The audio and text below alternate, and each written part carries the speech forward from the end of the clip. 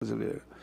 Eu vou passar aqui, conforme entendimento, a palavra agora para o senhor Márcio Rodrigues de Carvalho, que ele é diretor de comunicação da Federação Nacional dos Graduados Inativos da FFA, FENGIFA.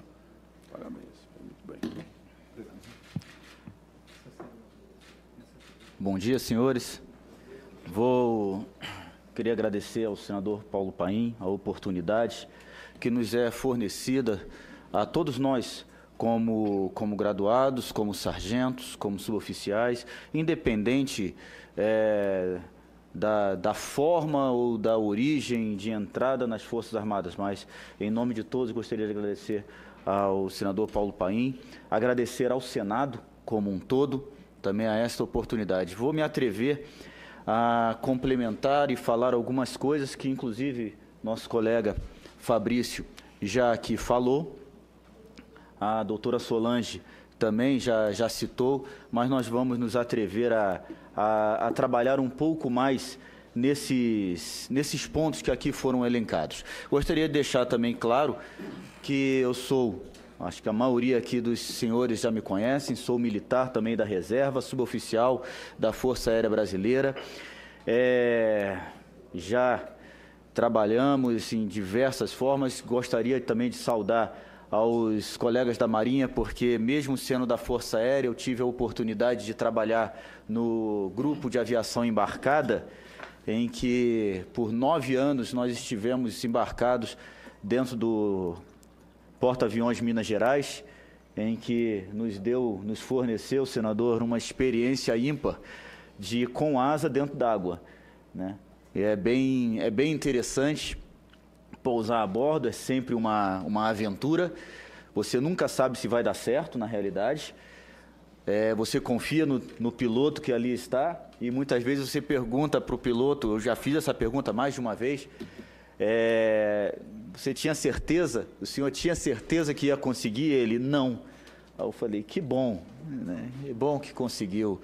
E depois você estava escalado com o próprio piloto, assim, tu não sabia se você ia, se você saía. Então, as experiências são muito interessantes. Também a nossa experiência junto ao Exército, em que nós atuamos muito com o Centro de Guerra Eletrônica do Exército. Então, muitas vezes nós íamos para os locais, nós íamos e operávamos junto com eles. Então, sempre foi um trabalho conjunto que nós tivemos. Eu agradeço muito a Deus por essa oportunidade. Agora, vindo diretamente ao que nós estamos trabalhando... Me permita que eu cumprimente o senador Nelsinho Andrade, que gentilmente tinha me dito, vou lá acompanhar aquela audiência, está aqui, ó. Cumprimento. Obrigado, senador. Primeiro ponto. Para falar de novo, porque o senhor chegou agora. Recomeçar? Vai.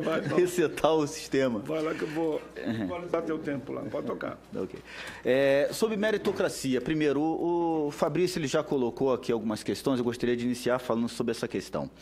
É um termo, uma palavra que hoje não está só em voga no meio militar, mas em todo o meio social, todos os locais nós estamos ouvindo falar da questão meritocrática. E a doutora Solange colocou aqui de uma forma muito pertinente a frase de Rui Barbosa, que fala que tratar de forma igual os desiguais é uma desigualdade. Não é correto.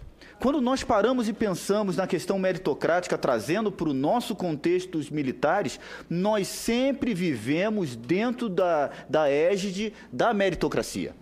Nós sempre vivemos e sempre estivemos trabalhando dentro daquilo que preconizava o merecimento, tanto que nós temos dentro das Forças Armadas 2 formas de promoção, por antiguidade e por merecimento. O que era esse merecimento? Era o conceito. Era quando nós éramos avaliados anualmente, não era uma avaliação quinquenalmente, de 10 em 10 anos, não.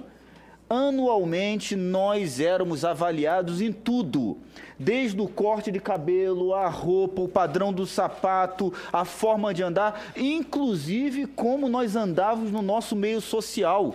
Se nós brigávamos com nossa esposa, se nós tínhamos dívidas junto a bancos, tudo isto era avaliado.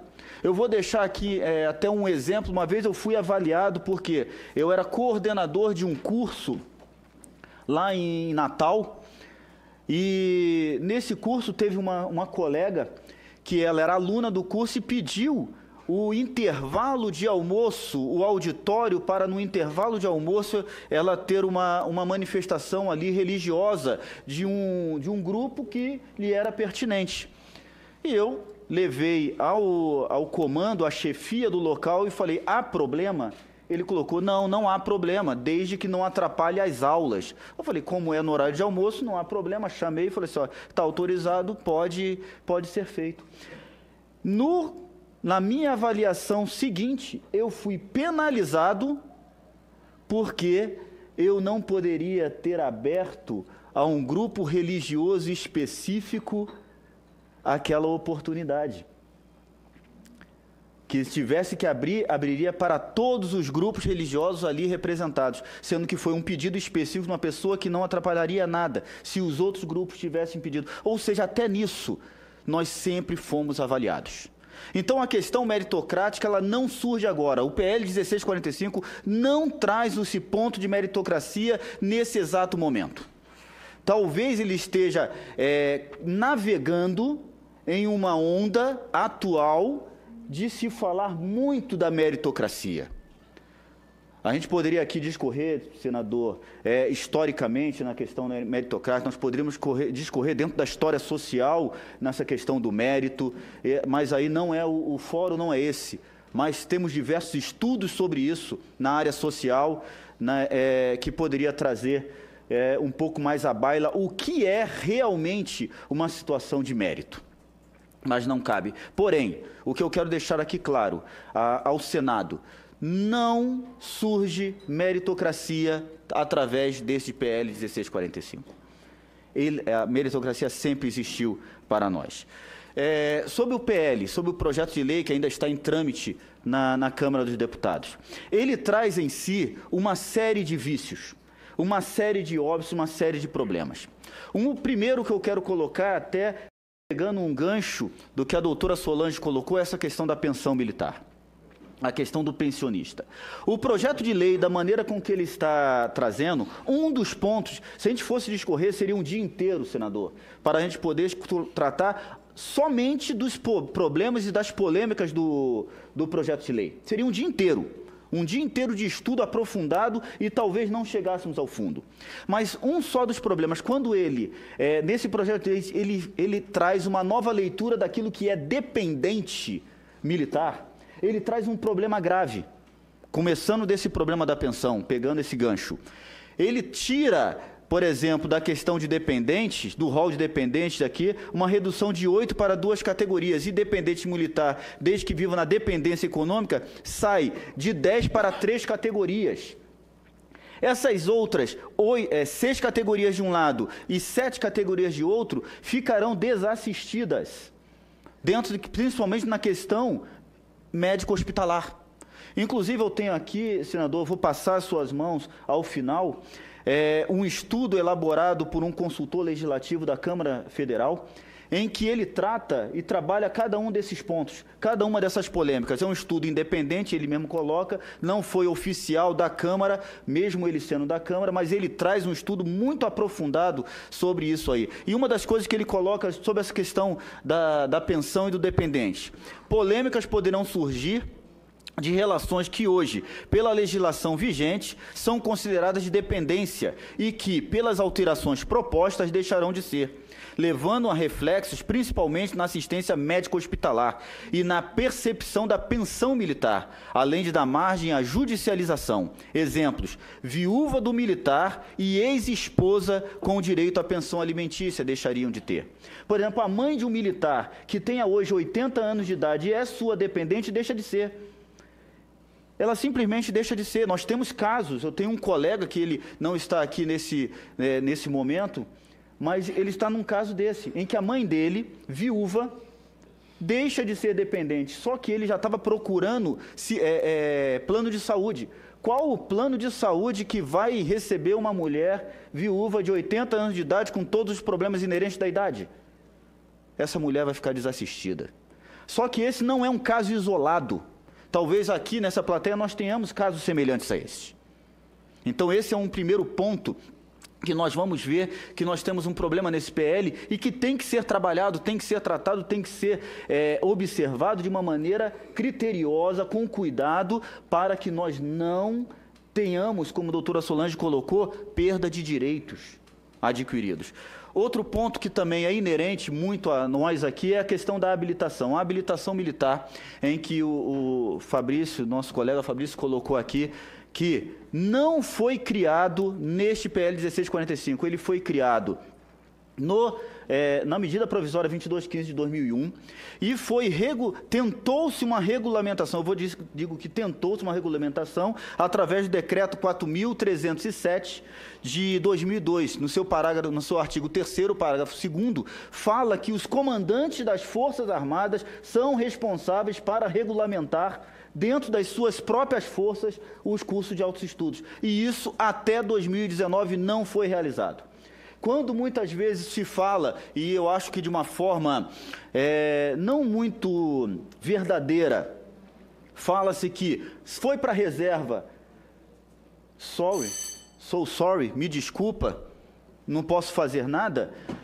Fabrício colocou aqui, foi por inércia por parte do Ministério da Defesa e dos nossos comandantes que hoje toda essa massa que nós temos que está na reserva, que foi de 2001 até 2019, está desassistido. Não foi porque nós não tivemos merecimento, porque como agora estão colocando que é meritocrático, todos os cursos inerentes à minha carreira eu fiz. Cursos extra eu fiz. Fiz cursos no Exército, fiz curso na Marinha, dei instrução, voei, naveguei. Tenho colegas meus na reserva que têm mais de 1000 dias de mar e são da Força Aérea Brasileira.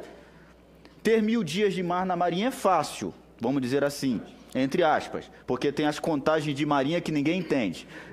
O dia que sai não conta, o dia que chega não conta, atracado não conta, mas você está dentro do navio.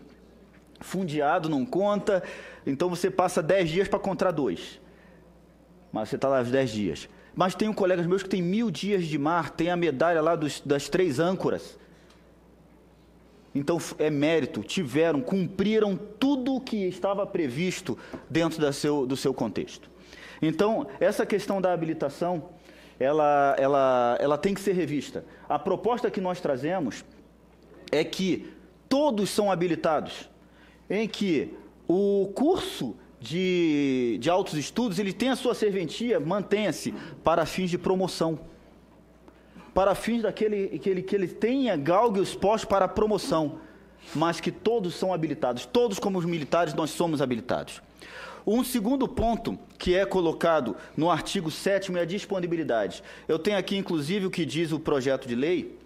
Ele fala, por exemplo, que um almirante de esquadra, general de exército e tenente brigadeiro vai ganhar de disponibilidade 41% sobre o soldo.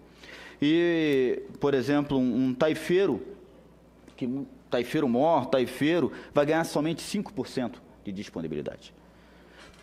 Só que ambos estão disponíveis depois na reserva. Os dois. Inclusive, esse estudo aqui, ele trata justamente disso, ele fala sobre isso, que não tem coerência entre se todas as graduações, todos os portes estão disponíveis, por que essa diferença tão grande de um para outro? Que, como ele é um oficial general, vamos dar uma diferencial, mas que seja, se não dá para ser igual, que seja mais próximo e não uma disparidade tão grande de disponibilidade. Ambos estão disponíveis, todos os grupos estão disponíveis. Por que essa diferença? Então, esse ponto. E ainda nós temos no artigo 9º da mesmo projeto de lei, a questão da representação, que o vereador Fabrício aqui nos colocou. Todos nós representamos a força. E eu coloco uma coisa bem interessante. Vou dar 2 nomes, um positivo e um negativo, 2 situações. Naquele fato que teve aqueles soldados do Exército lá no Rio de Janeiro, em que mataram um músico dentro de um carro. Alguém sabe o nome daqueles militares? Mas todos nós sabemos que eram militares do Exército. Agora, saiu há um tempo, muitos anos atrás, uma foto de um soldado do Exército também, entregando um presente para uma menininha lá no Haiti. Alguém sabe o nome daquele soldado que entregou aquele presente? Também não. Mas um militar do Exército fez aquilo. Um soldado. Todos nós, quando nós estamos de farda e sem a farda, nós representamos as nossas forças. Todos. Independente de ser oficial general, independente de ser um soldado, ser um sargento, todos nós representamos de uma forma ou de outra. Se nós vermos uma pessoa de branco no meio da rua fazendo algo de errado, um militar da Marinha está fazendo algo de errado. Eu estendo isso aí até aos policiais militares, aos bombeiros. Muitas vezes o PM, a PM, o bombeiro. Então todos representamos. É colocado, inclusive, dentro da argumentação do projeto de lei, em que o oficial general, ele tem essa questão do comando. Então ele representa institucionalmente e politicamente. Concordo plenamente que ele represente. Mais 5 para concluir. Acho que não vou chegar nem aos 5. Não, fique tranquilo. Ele 6 agora. Ele representa, sim, institucionalmente e politicamente. Porém, toda a sua cadeia de subordinados também representam. Todos são representantes. Então, neste ponto, neste caso, esses 3 pontos principais, vou botar aqui 4, questão da pensão, questão da habilitação, questão da representação e questão da disponibilidade, são pontos que deveriam ser trabalhados e tratados de uma forma mais cuidadosa, de uma forma mais a ser observada pelo Ministério da Defesa e pelo governo como um todo. Porque nós temos esses pontos, eles podem ser melhorados. Nós, senador, nós não nos furtamos nunca de sermos chamados, de sentarmos e conversarmos e expormos o nosso ponto de vista. Houve tentativas, o Gonçalves, Vanderlei Gonçalves, ele pode falar com muito mais propriedade sobre isso. Muitas e muitas tentativas de se falar com os nossos comandantes para explicar. Eu mesmo tive tentativas de falar com algumas chefias, inclusive com o comandante da Aeronáutica. Mas em nenhum momento nós fomos recebidos. Em momento nenhum houve a disponibilidade para chegar e até mesmo ouvir aquilo que nós temos de pensamento, até mesmo para chegar e desconstruir, poderia sentar para desconstruir, olha, o que vocês estão colocando não dá por causa disso, e explicar para a gente a desconstrução do nosso pensamento. Não, sequer. Então, nesse momento, eu reverbero as palavras do vereador Fabrício. Ainda há tempo de recolher e enviar um substitutivo. Ainda há tempo do governo chamar os grupos de representantes ou pessoas, ou o notório saber, para que possa se sentar e possa conversar e possamos chegar a um denominador comum, uma coisa que há de se observar e que, infelizmente, alguns têm colocado nas mídias, nas redes sociais. Nós não somos contrários ao projeto de lei. Nós somos, sim, favoráveis a que ele seja trabalhado. O senador, ele coloca, eu tenho visto realmente que a doutora Solange colocou, que o Senado não é o carimbador geral da República. Ele não é. Mas também tenho ouvido de alguns senadores, senador Paim, que o ideal seria que lá se resolvesse os problemas, que seria melhor.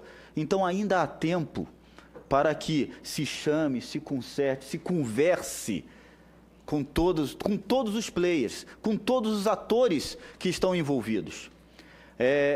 Vereador Fabrício colocou alguma coisa aqui, já concluindo, que hoje, diferente de 20, 30, 40 anos atrás, os sargentos, os suboficiais, os cabos, eles pensam.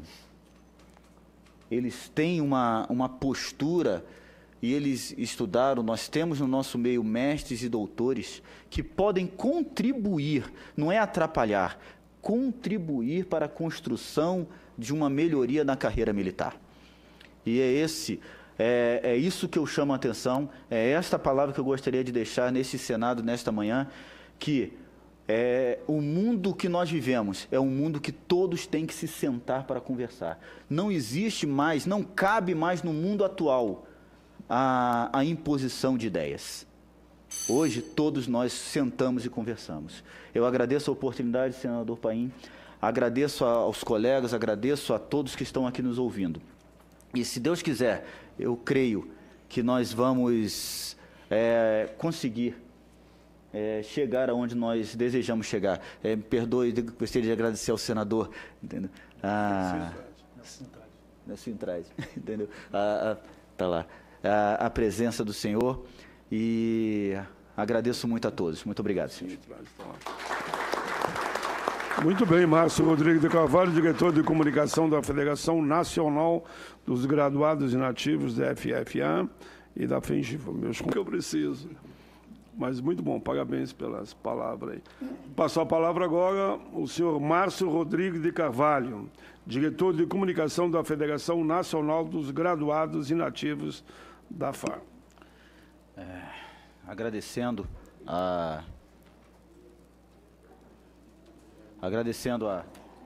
ao Senado. Não está funcionando? Aperta o botão, ficou verde, está funcionando. Agora tá.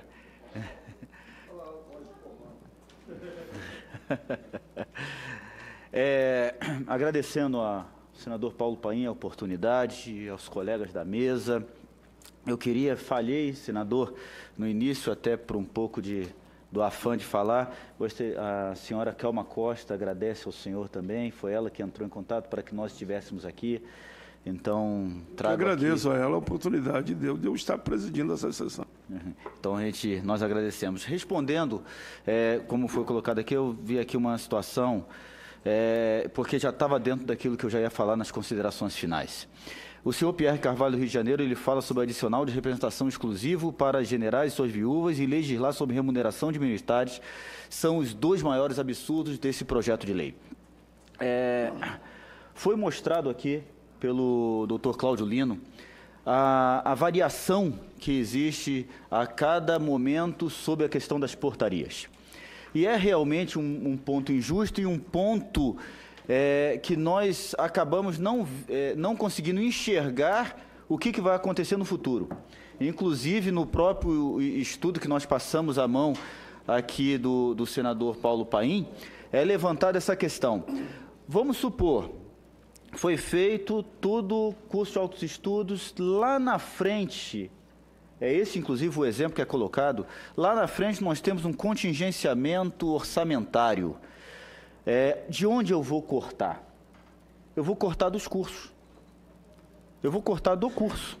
Eu vou diminuir, tinha que ter 1.000 vagas, vou botar 500 vagas. Por quê? Automaticamente, quando eu corto o curso, senador, eu corto o orçamento. Porque o curso, da maneira com que está colocado no projeto de lei, ele faz com que essa percepção financeira, essa remuneração, aconteça. Então, para eu diminuir o orçamento, eu tiro o curso. Vai acontecer? Não sei, eu não tenho bola de cristal, mas é possível de acontecer. Então, fica muito discricionário por parte das forças essa situação. Então, respondendo ao senhor Pierre, realmente, essa questão do legislar financeiramente na parte da remuneração, ela se torna um problema que, inclusive, o parlamento ele não vai ter como verificar, porque isso vai ser interno das forças. E, inclusive, cada força pode legislar da sua maneira. Por exemplo, a Força Aérea ela pode cortar a parte financeira, ela pode cortar metade dos cursos, ou pode não dar cursos, a Marinha, ou seja, cada um pode legislar e pode trabalhar de uma forma diferenciada. E isso quebra a paridade e quebra a isonomia entre as forças. Respondendo até o que acontece, um outro aqui, o senhor Davidson, que fala que o suboficial, seja da Força Aérea, Marinha ou Exército, tem que ser iguais, da mesma maneira o suboficial, o segundo sargento, o primeiro sargento, o terceiro sargento, todos o cabo. Tem que haver essa paridade, essa igualdade entre todos. Então, isso é alguma coisa que tem que ser observado. Eu agradeço muito mesmo a oportunidade que nós aqui tivemos de explanar, de expor. Espero, senhor senador Paulo Paim, que quando essa matéria vier, porque inevitavelmente virá ao Senado, ela possa ser, como o Vanderlei colocou, olhada de uma maneira justa, de uma maneira equânime, de uma maneira correta, sem nenhum tipo de viés. Nós estamos aqui, não, como o Fabrício colocou, como inimigos, mas como partícipes a diversas mãos para chegarmos a um denominador comum, a um ponto que seja bom para todos. Para todos. Nós temos observado, por exemplo, na Câmara, uma luta muito forte, temos aí só poucos minutos, uma luta muito forte, por exemplo, da Polícia Militar, dos bombeiros, para alcançar a integralidade, a paridade, a isonomia, junto com as Forças Armadas. E, da maneira que o projeto de lei, o relatório gerou, ela gerou um problema. Porque existem algumas, nós temos aqui o pessoal do bombeiro, do Corpo Feminino dos Bombeiros e da Polícia Militar, em alguns estados, já por lutas ferrenhas, algumas dessas mulheres alcançaram de ir, por exemplo, para a reserva com 25 anos. Por quê? Ela é bombeiro militar, ela é policial militar, ela é mãe, ela é chefe de família, e muitas vezes ela estava indo, conseguiu esses 25. E da maneira que foi colocado no projeto de lei, ela voltou a 35 anos.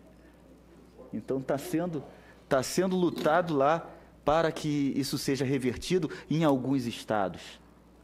Então, o que é? É justamente a justiça. Aí entra em tudo que nós ouvimos aqui. A lei não pode retroagir para prejudicar. Tem que haver a justiça, tem que haver o olhar. O doutor Davi colocou de uma maneira assim, na minha visão, esplêndida, as questões constitucionais, a questão de espírito de corpo.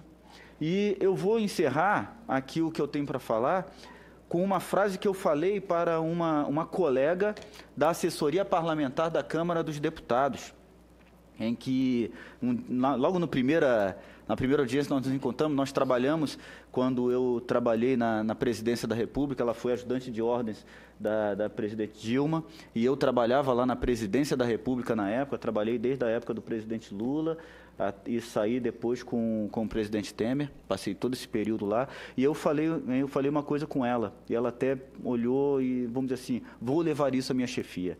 Quando eu estava na ativa, e eu, como suboficial mais antigo do meu setor e até da minha área ali, quando eu batia na porta do meu comandante, ele abria a porta e me ouvia. Ele botava: Rodrigues, sente aí, o que está acontecendo? Está acontecendo isso, isso e isso. Nós temos colegas que estão sofrendo, nós temos colegas que estão pedindo, nós temos colegas que estão solicitando ajuda. Então, está aqui. Ele ouvia, analisava e muitas vezes ele perguntava: o que você acha que nós devemos fazer? Aí eu falava: a melhor solução, a meu ver, é essa, essa e essa. Ele: boa solução, vou acatar. Hoje eu estou na reserva e o meu comandante não me escuta. O que mudou? As capacidades intelectuais, mentais e de, como o doutor Davi colocou, de respeito à hierarquia, à disciplina, se mantém. Mas ele lá me ouvia e hoje ele não nos ouve. Então, o que eu peço, mais uma vez, finalizando, é que o nosso comando, ele nos ouça. Não somente neste caso específico, mas em outros que virão na frente. E eu peço, temos aqui agora o deputado Glauber, acabou de chegar, que a Câmara dos Deputados nos ouça, que o Senado nos ouça, que haja um construir a diversas mãos. Quando nós construímos a diversas mãos, todos somos responsáveis pelo resultado. E ninguém pode criticar, porque foi construído a diversas mãos. E isso que e é isso que nós pedimos. Muito obrigado, senhores. Muito bem. Márcio Rodrigues de Carvalho, diretor de comunicação da Federação Nacional de Graduados e Nativos da